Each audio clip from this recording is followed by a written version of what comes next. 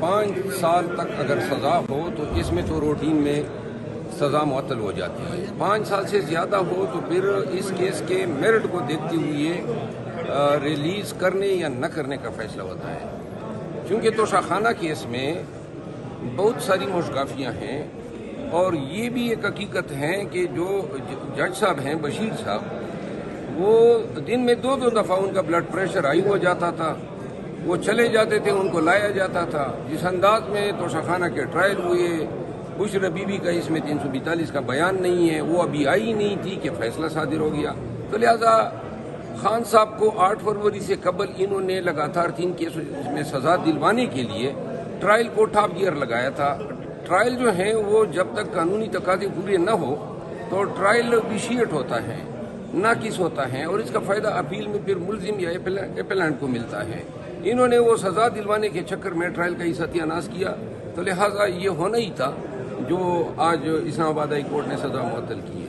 تو اس کا آگے مستقبل میں آپ کو فائدہ مل سکتا ہے؟ نہیں، مستقبل دیکھیں وہ کیس ایسے ہی ہیں کہ ہمیں کسی کے فائدے کی ضرورت ہی نہیں ہے. خود انہوں نے کیسز کا جنازہ نکالا ہوا ہے. کیس اس طرح ٹرائل نہیں ہوتے ہیں جس طرح خان صاحب کے ٹرائل ہوئے ہیں. تینوں کیسز میں جن میں خان صاحب کو سزائیں دلوائی گئی ہیں، ان تمام کیسز کے ٹرائل جو ہیں وہ مذاق ہیں، ایک گھونڈا سا مذاق ہیں نظام انصاف کے ساتھ اور فیئر ٹرائل کے ساتھ. تو یعنی عارضی ریلیف جس کی دعویٰ کیا جا رہا ہے، جشن منائے جا رہے ہیں پارٹی میں بھی، آپ کے دوست بھی، یعنی یہ عارضی ریلیف ہی ہے، اس کا مستقبل میں کیس پہ کوئی زیادہ اثر نہیں ہوگا؟ نہیں، کیسز میں تو پاکستان میں جو معیار ہیں تفتیش کا اور پھر یہ عدالتی ٹرائل کا جو معیار بنا ہے، اس میں تو سزا وہی ہیں جو جیل میں آپ نے رہائی سے پہلے گزار دی.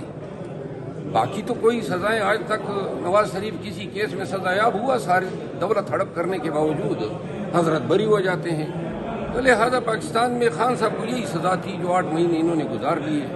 باقی جو ہیں یہ کیسز توشہ خانہ کیسز میں 3 گاڑیاں جو ہیں زرداری صاحب اور 1 بلٹ پروف گاڑی 6 لاکھ کی وہ نواز شریف لے گئے. ان کے تو ٹرائل نہیں، شکایت ہی نہیں ہوئی ہے.